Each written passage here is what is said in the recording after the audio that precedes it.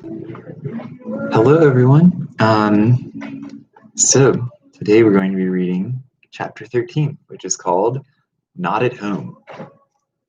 Last time, if you remember, Smaug just left his mountain and he's heading for Lake Town. I'll read the last paragraph here in chapter 12. After he had left off his rage, Smaug, in this way he felt better, and he thought in his heart that he would not be troubled again from that direction, from the mountain. In the meanwhile, he had further vengeance to take. "Barrel Rider," he snorted, "your feet came from the waterside, and up the water you came without a doubt. I don't know your smell, but if you are not one of those men of the lake, you had their help. They shall see me and remember who is the real king under the mountain." He rose in fire and went away south towards the running river and a lake town. So here we are, starting chapter 13, Not at Home. In the meanwhile, the dwarves sat in darkness, and utter silence fell about them. Little they ate and little they spoke. They could not count the passing of time, and they scarcely dared to move, for the whisper of their voices echoed and rustled in the tunnel. If they dozed, they woke still to darkness and to silence going on unbroken. At last, after days and days of waiting, as it seemed, when they were becoming choked and dazed for want of air, they could bear it no longer. They would have almost welcomed sounds from below of the dragon's return. In the silence, they feared some cunning devilry of his, but they could not sit there forever. Thorin spoke. "Let us try the door," he said. "I must feel the wind on my face soon, or die. I think I would rather be here, smashed by Smaug in the open, than suffocate in here." So several of the dwarves got up and groped back to where the door had been. But they found that the upper end of the tunnel had been shattered and blocked with broken rock. Neither key nor the magic it had once obeyed would ever open that door again. "We are trapped," they groaned. "This is the end. We shall die here." But somehow, just when the dwarves were most despairing, Bilbo felt a strange lightening of the heart, as if a heavy weight had gone from under his waistcoat. "Come, come," he said. "While there's life, there's hope, as my father used to say, and third time pays for all. I am going down the tunnel once again. I have been that way twice, and when I knew there was a dragon at the other end, so I will risk a third visit when I am no longer sure. Anyway, the only way out is down, and I think this time you had all better come with me." In desperation, they agreed, and Thorin was the first to go forward by Bilbo's side. "Now, do be careful," whispered the hobbit, "and as quiet as you can be. May be no Smaug at the bottom, but then again, there may be. Do not let us take any unnecessary risks." So down, down they went. The dwarves could not, of course, compare with the hobbit in real stealth, and they made a deal of puffing and shuffling with echoes magnified alarmingly. But though every now and again Bilbo in fear stopped and listened, not a sound stirred below. Near the bottom, as well as he could judge, Bilbo slipped on his ring and went ahead. But he did not need it. The darkness was complete, and they were all invisible, ring or no ring. In fact, so black was it that the hobbit came to the opening unexpectedly, put his hand on air, stumbled forward, and rolled headlong into the hall. There he lay, face downwards, on the floor, and did not dare to get up, or hardly even to breathe. But nothing moved. There was not a gleam of light, unless, as it seemed to him, when he at last slowly raised his head, there was a pale white glint above him and far off in the gloom. But certainly it was not a spark of dragon fire, though the worm stench was heavy in the place, and the taste of vapor was on his tongue. At length, Mr. Baggins could bear it no longer. "Confound you, Smaug, you worm!" he squeaked aloud. "Stop playing hide and seek. Give me a light, and then eat me if you can catch me." Faint echoes ran round the unseen hall, but there was no answer. Bilbo got up and found that he did not know in what direction to turn. "Now I wonder what on earth Smaug is playing at," he said. He is not at home today, or tonight, or whatever it is, I do believe. If Owen and Glowin have not lost their tinder boxes, perhaps we can make a little light, and have a look round before the luck turns. Light! He cried. Can anyone make a light? The dwarfs, of course, were very alarmed when Bilbo fell forward down the step with a bump into the hall, and they sat huddled just where he had left them at the end of the tunnel. Shh! Shh! They hissed when they heard his voice. And though that helped the hobbit to find out where they were, it was some time before he could get anything else out of them. But in the end, when Bilbo actually began to stamp on the floor and screamed out, Light! At the top of his shrill voice, Thorin gave way, and Owen and Glowin were sent back to their bundles at the top of the tunnel. After a while, a twinkling gleam showed them returning, Owen with a small pine torch alight in his hand, and Glowin with a bundle of others under his arm. Quickly, Bilbo trotted to the door and took the torch, but he could not persuade the dwarves to light the others or to come and join him just yet. As Thorin carefully explained, Mr. Baggins was officially still their expert burglar and investigator. If he liked to risk a light, that was his affair. They would wait in the tunnel for his report. So they sat near the door and watched. They saw the little dark shape of the hobbit start across the floor, holding his tiny light aloft. Every now and again, while he was still near enough, they caught a glint and a tinkle as he stumbled on some golden thing. The light grew smaller as he wandered away into the vast hall. Then it began to rise, dancing in the air. Bilbo was climbing on the great mound of treasure. Soon he stood upon the top, and still went on. Then they saw him halt and stoop for a moment, but they did not know the reason. It was the Arkenstone, the heart of the mountain. So Bilbo guessed from Thorin's description, but indeed there could not have been two such gems, even in so marvelous a hoard, even in all the world. Ever as he climbed, the same white gleam had shone before him and drawn his feet towards it. Slowly, it grew into a little globe of pallid light. As he came near, it was tinged with a flickering sparkle of many colors at the surface, reflected and splintering from the wavering light of his torch. At last, he looked down upon it, and he caught his breath. The great jewel shone before his feet of its own inner light. And yet, cut and fashioned by the dwarves who had dug it from the heart of the mountain long ago, it took all light that fell upon it and changed it into 10,000 sparks of white radiance shot with glints of the rainbow. Suddenly, Bilbo's arm went towards it, drawn by its enchantment. His small hand would not close about it, for it was a large and heavy gem, but he lifted it, shut his eyes, and put it in his deepest pocket. Now I am a burglar indeed, thought he. But I suppose I must tell the dwarves about it sometime. They did say I could pick and choose my own share, and I think I would choose this if they took all the rest. All the same, he had an uncomfortable feeling that picking and choosing had not really been meant to include this marvelous gem, and that trouble would yet come of it. Now he went on again. Down the other side of the great mound he climbed, and the spark of his torch vanished from the sight of the watching dwarves. But soon they saw it far away in the distance again. Bilbo was crossing the floor of the hall. He went on until he came to the great doors at the further side, and there a draught of air refreshed him, but it almost puffed out his light.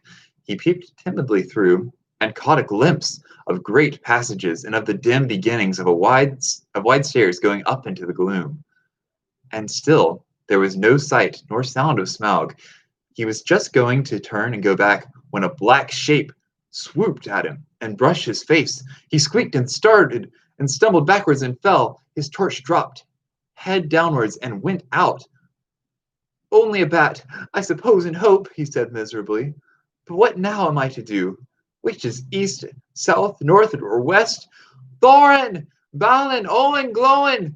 Fili! Kili! He cried as loud as he could. It seemed a thin little noise in the wide blackness.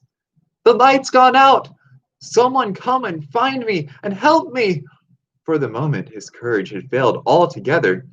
Faintly, the dwarves heard his small cries, though the only word they could catch was his "Help!" Now, what on earth, or under it, has happened? Said Thorin. Certainly not the dragon, or he would not go on squeaking. They waited a moment or two, and still there were no dragon noises, no sound at all, but Bilbo's distant voice. "Come, one of you, get another light, or two," Thorin ordered.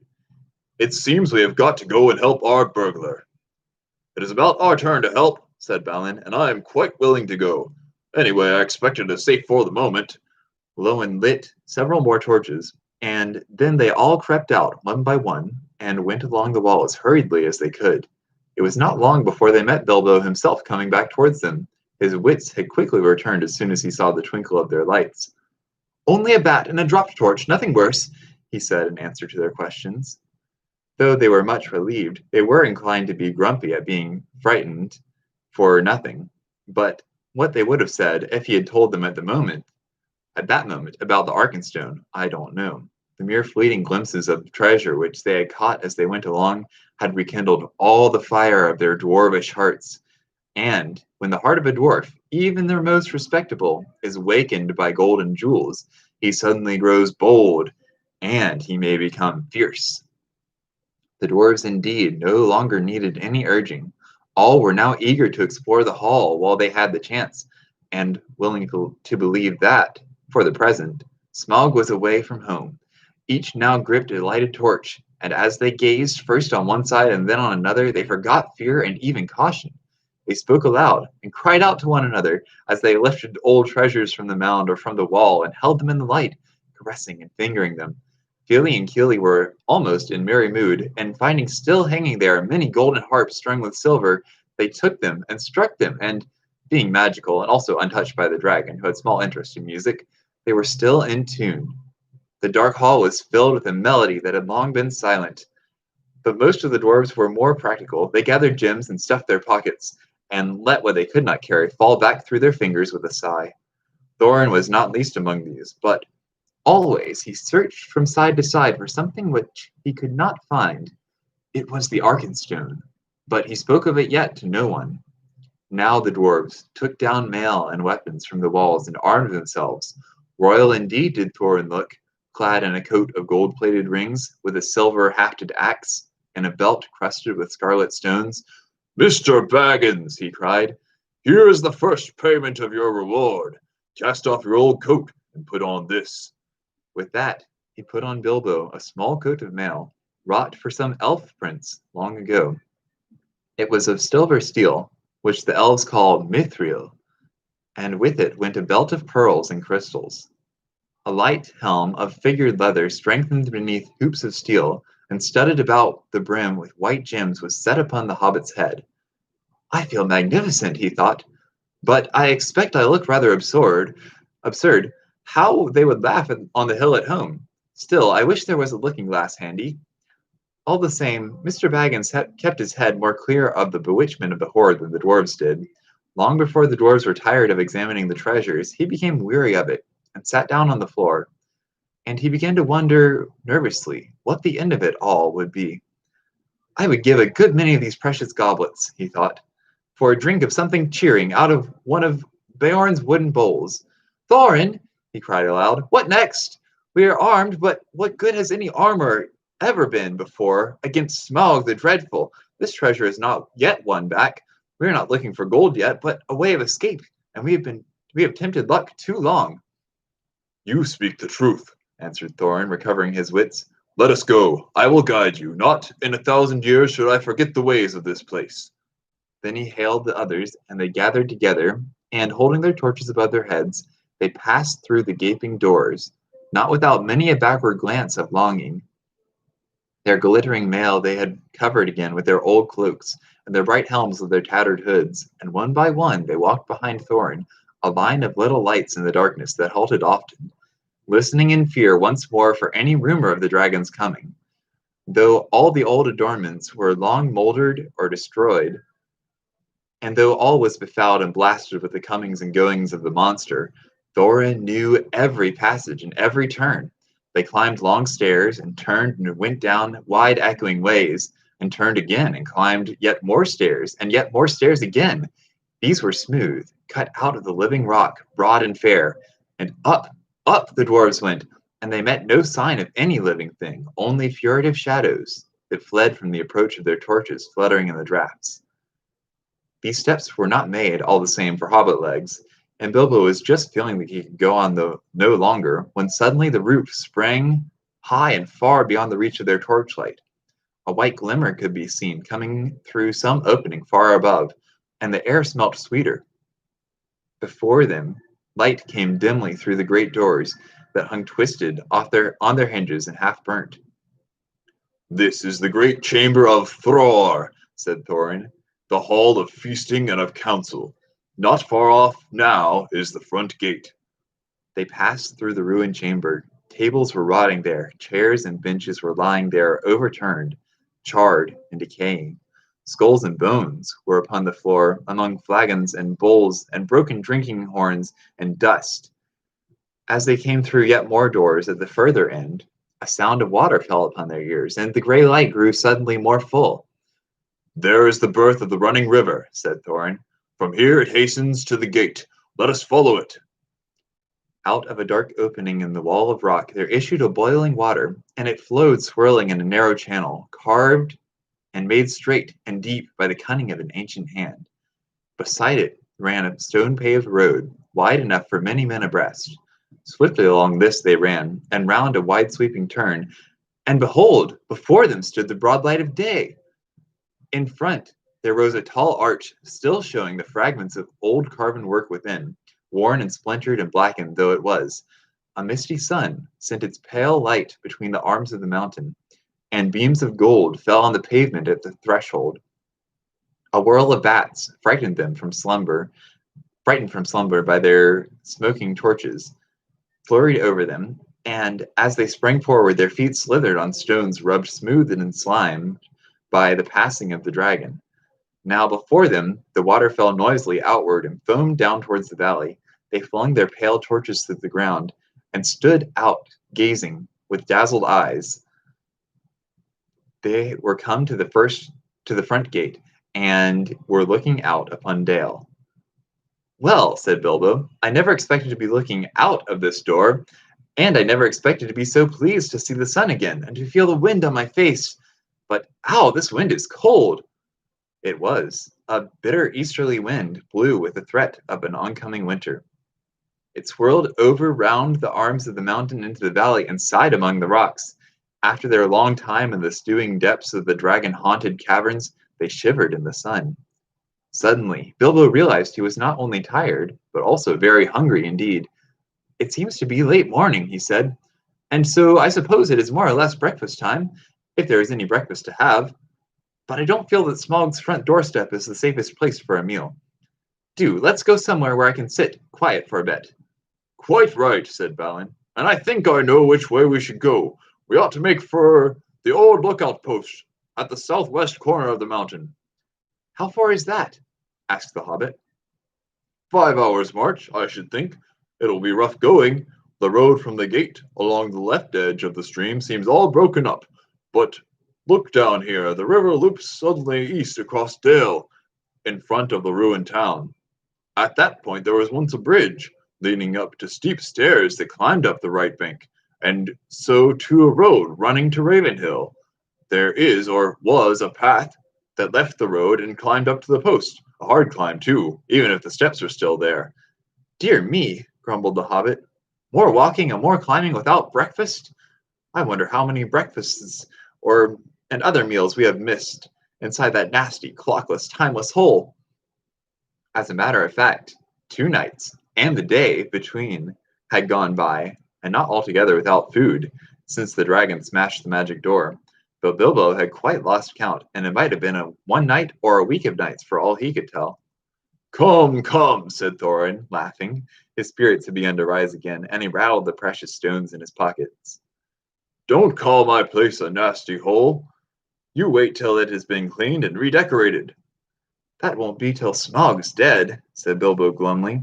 "In the meanwhile, where is he? I would give a good breakfast to know. I hope he is not up on the mountain, looking down at us." That idea disturbed the dwarves mightily, and they quickly decided that Bilbo and Balin were right. "We must move away from here," said Dory. "I feel as if his eyes were on the back of my head." "It's a cold, lonesome place," said Bombur. There may be to drink, but I see no sign of food. A dragon would always be hungry in such parts. Come on, cried the others. Let us follow Balin's path. Under the rocky wall, to the right, there was no path, so on they trudged among the stones on the left side of the river, and the emptiness and the desolation soon sobered even Thorin again. The bridge that Balin had spoken of they found long fallen, and most of its stones were now only boulders in the shallow, noisy stream, but they forded the water without much difficulty, and found the ancient steps, and climbed the high bank. After going a short way, they struck the old road, and before long came to a deep dell sheltered among the rocks. There they rested for a while, and had such a breakfast as they could, chiefly cram and water. If you want to know what cram is, I can only say I don't know the recipe, but it is biscuitish and keeps good indefinitely, and is supposed to be sustaining, and is certainly not entertaining, being in fact very uninteresting, except as a chewing exercise. It was made by the lakemen for long journeys. After that they went on again, and now the road struck westwards and left the river, and the great shoulder of the south-pointing mountain spur drew ever nearer. At length they reached the hill path. It scrambled steeply up, and they plodded slowly one behind the other, till at last, in the late afternoon, they came to the top of the bridge and saw the wintry sun going downwards to the west. Here they found a flat place, without a wall on three sides, but back to the north by a rocky face, in which there was an opening like a door. From that door there was a wide view east and south and west. Here, said Balin, in the old days we always used to keep watchmen, and that door behind leads to a rock-hewn chamber that was made here as a guard room. There were several places like it round the mountain, but there seemed small need for the watching in the days of our prosperity, and the guards were made over comfortable, perhaps. Otherwise we might have had longer warning and coming of the dragon, and things might have been different. Still, here we can now lie hid and sheltered for a while, and can see much without being seen. Not much use if we have been seen coming here, said Dory, who was always looking up towards the mountain's peak, as if he expected to see Smaug perched there like a bird on a steeple. We must take our chance of that, said Thorin. We can go no further today. Hear, hear, cried Bilbo, and flung himself on the ground. In the chamber there would have been room for 100, and there was a small chamber further in, more removed from the cold outside. It was quite deserted. Not even wild animals seemed to have used it in all the days of Smaug's dominion. There they laid their burdens, and some threw themselves down at once and slept, but the others sat near the outer door and discussed their plans.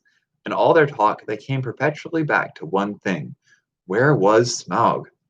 They looked west, and there was nothing, and east there was nothing, and in the south there was no sign of the dragon, but there was a large gathering of very many birds.